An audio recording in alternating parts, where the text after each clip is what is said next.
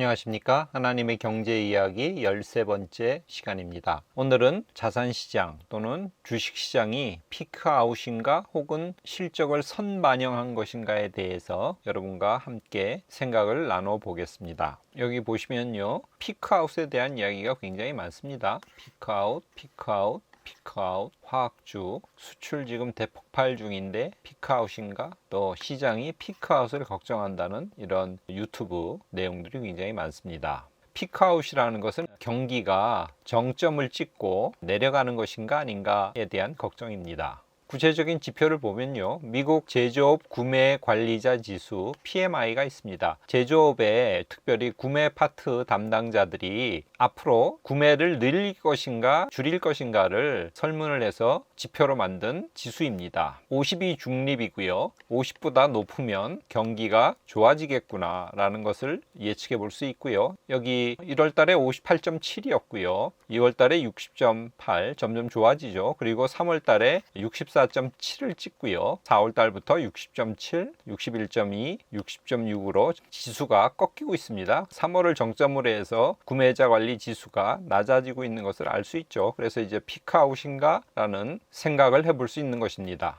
또 다른 예가 우리나라 수출 전년 월 대비 증감률입니다. 1월 달에는 전년 동기보다 11.4% 좋아졌는데요. 2월 달에는 9.3% 좋아졌죠. 작년에 1, 2월, 3월까지 코로나가 극성이었죠. 다음에 올 3월에는 작년 대비 16.4% 좋아졌고요. 4월에는 코로나가 상당히 많이 진정되면서 작년 대비 41.2%, 그리고 5월 달에는 무려 45.6%나 이렇게 좋아졌죠. 그리고는 6월 달에 39.7%로 상당히 좋아지긴 했지만 5월 대비해서는 증감률이 이제 꺾였죠. 그렇기 때문에 지금 피크아웃인가 라는 생각, 그런 걱정을 하게 되는 것이죠. 삼성전자 2분기 실적을 발표했죠. 굉장히 좋았는데 그러나 주가는 별로 그렇게 움직이지 않고 답답하다는 기사입니다. 그래서 실적은 굉장히 좋아졌지만 피크아웃인가? 이제는 그렇게 실적이 더 이상 좋아지지 않는 게 아닌가? 라는 그런 의심, 그것 때문에 주가가 오르지 않고 지지부진 옆으로 횡보하고 있죠. 삼성전자 실적과 주가입니다. 여기는 매출이고요, 점점 늘고 있죠. 그리고 아래 짙은 파란색은 영업이익입니다. 영업이익도 점점 좋아지고 있습니다만 이게 이제 피크가 아닌가. 그래서 3분기는 과연 어떨 것인가, 앞으로 계속 더 좋아질 것인가 아니면 여기서 꺾일 것인가,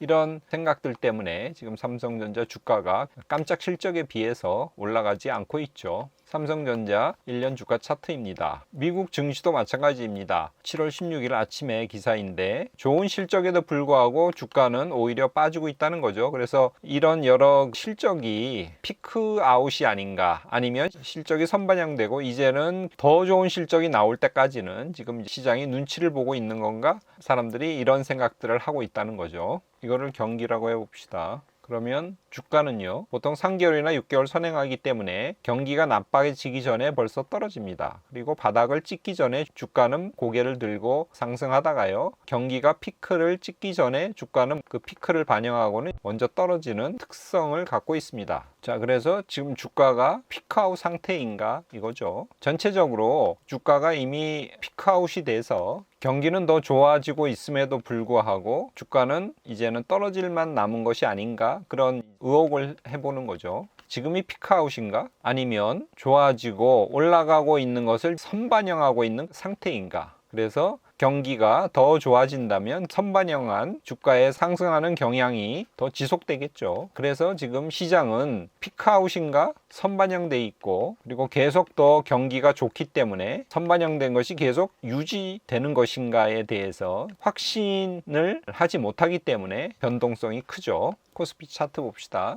최고점에 와 있죠. S&P 500 주가도 최고점에 와 있습니다. 그렇기 때문에 이제 불안한 거죠. 자, 그렇다면 피크아웃인가 또는 선반영인가는 언제 판명될까요? 경기 회복의 추이를 계속 지켜봐야 될 것입니다. 그리고 기업들의 실적과 인플레이션율이 어떻게 될 건지, 정말로 심하게 나올 건가 아닌가를 봐야 되고요. 그래서 중요한 것이 유가하고 환율이겠죠. 이것을 예의주시해야 됩니다. 연준은 유동성을 언제 그리고 얼만큼 축소할지 이것들도 잘 살펴봐야 됩니다. 2분기 실적은 아직 발표는 안 났지만 좋을 것이라는 것을 다 알고 있죠. 그래서 지금 중요한 것은 3분기죠. 그 실적은 10월에서 11월 달에 발표되는데 이 실적을 통해서 경기가 계속 우상향할 것인지, 그렇기 때문에 지금 선반영되어 있는 상태인지, 3분기 실적이 계속 더 좋아진다면 추세가 계속 되겠죠. 아니면 이제 3분기 실적이 꺾인다면 지금 2분기가 피크아웃이라고 사람들은 생각하겠죠. 그래서 3분기가 되어야지만, 그러니까 그때까지는 급격히 오른 현 상태에서 주식이나 여러 부동산 등 자산 시장의 불확실성이 지배할 것으로 생각됩니다. 14일 파월 연준 의장이 하원금융서비스위원회에 가서 조기 긴축, 돈을 줄이는 것이죠. 그것을 일축했습니다.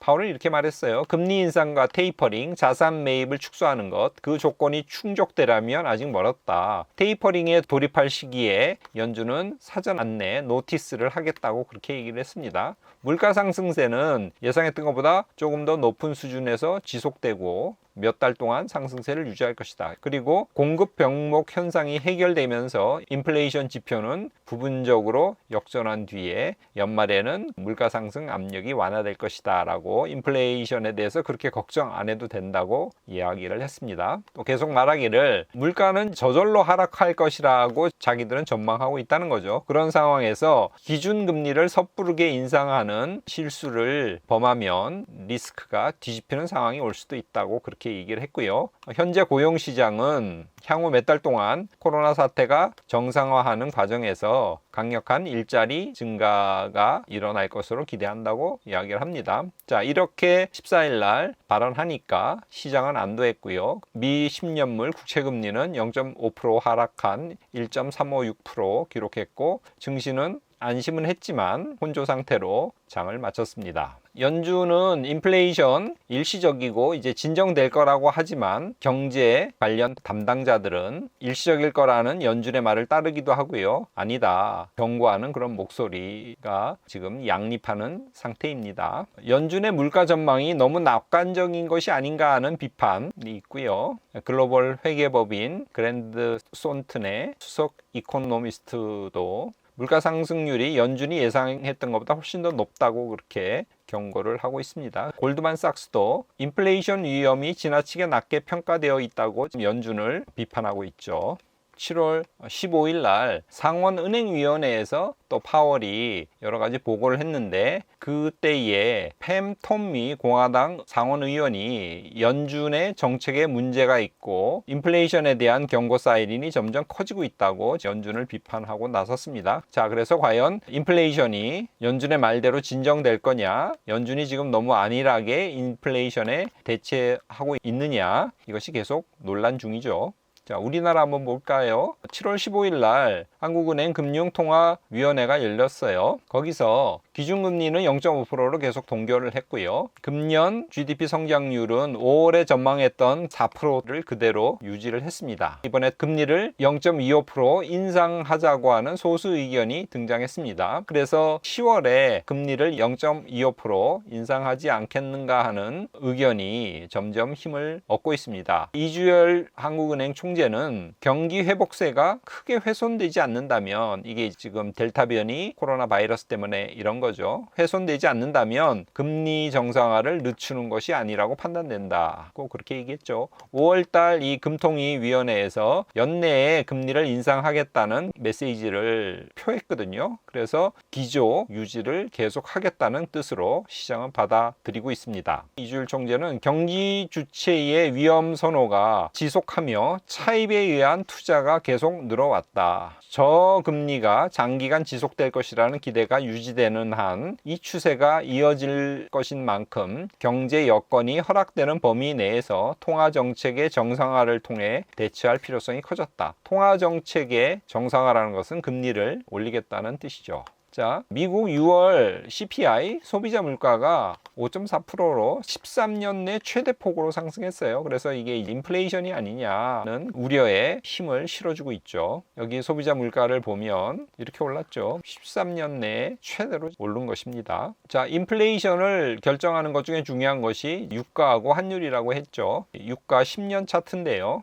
코로나 사태로 떨어졌다가 굉장히 많이 올라왔죠. 그래서 과거 6년간의 지금 평균치에 도달해 있습니다. 여기서 어떻게 될 것이냐에 따라서 인플레이션의 방향이 결정되겠죠. 자, 또 인플레이션에서 중요한 게 10년물 국채금리죠. 10년물 국채금리 5년 차트인데요. 계속 떨어졌다가 작년 코로나 이후로 조금 올랐다가 다시 떨어지고 있는 것이죠. 국채금리가 떨어지면 인플레이션 위험이 없는 거죠. 근데 지금 유가도 그렇고 소비자 물가, CPI도 그렇고 계속 다 오르지 않습니까? 그런데 10년물 국채금리는 지금 떨어지고 있죠. 이것은 미스테리입니다. 그래서 인플레이션 우려에도 불구하고 10년물 국채금리가 내려가는 이유에 대해서 잠깐 설명해 드리겠습니다. 이 기사는 로이터 통신의 차베츠 드레이푸스가 쓴 칼럼이에요. 이 내용은 프린들 TV 7월 11일 그리고 인모스트 TV 유튜브 7월 14일자 방송을 참고했습니다. 차베츠 드레이푸스 이 칼럼에 따르면 미 연준의 역레포의 양이 5천억 달러를 기록해서 역대 최고에 이르렀다고 하는 기사 내용입니다. 자, 여기서 이제 이 부분이 중요한데요.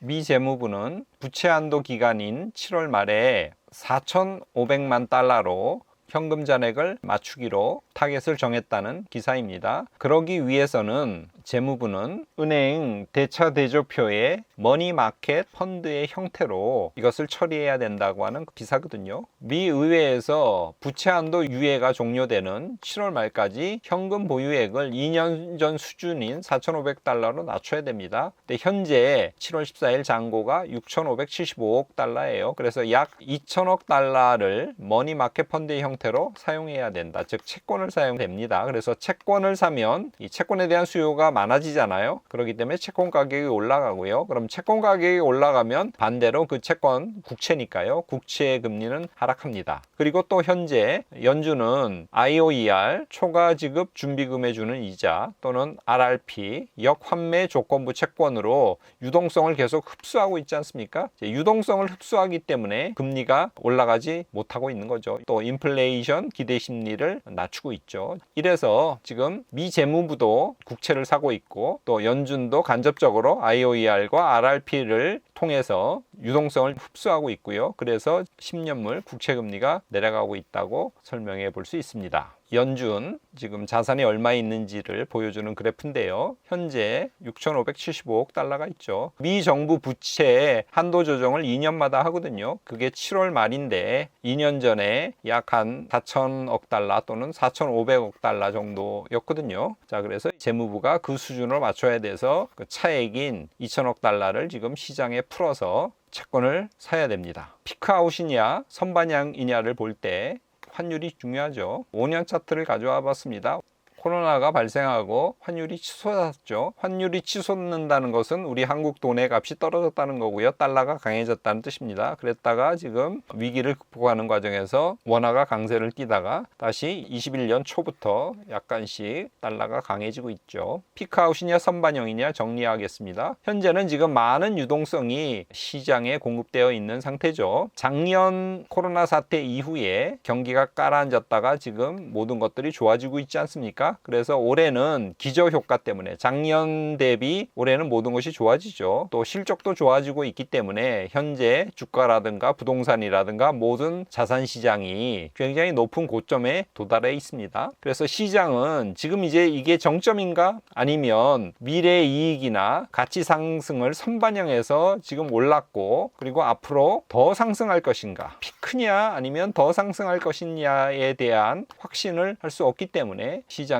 조그만 사건에도 굉장히 불안정하게 흔들리고 있죠. 3분기에 여러 실적들이 어떻게 될지가 중요하고요. 그래서 가을에 그 실적이 나오면 방향이 정해질 것 같습니다. 연준은 인플레이션을 걱정하지 말라고 시장을 안심시키고 있지만 유가라든가 소비자 물가는 계속 불안하고 높게 치솟고 있죠. 10년물 국채 금리가 지금은 낮아지고 있는데 언젠가는 오를 것이고요. 가을쯤 되어서 유가라든가 소비자 물가라든가 10년물 국채 금리가 어떻게 될지, 무엇이 옳은지, 피크아웃인지 선반영된 건지, 그리고 앞으로 계속 더 좋아질 건지가 밝혀지는 진실의 순간이 오리라고 생각됩니다. 오늘 시편 119편 165절을 가져왔습니다. 제가 한번 읽어보겠습니다. 주의 법을 사랑하는 자에게는 큰 평안이 있으니 그들에게 장애물이 없으리이다. 오늘 본문은 주의 법을 사랑하는 자에게 큰 평안이 있다고 얘기를 해요. 주의 법이라고 했지 않습니까? 주의 법에서 이 법은 토라죠. 원문에 그렇게 돼 있습니다. 즉 율법을 일컫습니다. 주의 법을 사랑하는 자에게 큰 평안이 있다고 말씀하세요.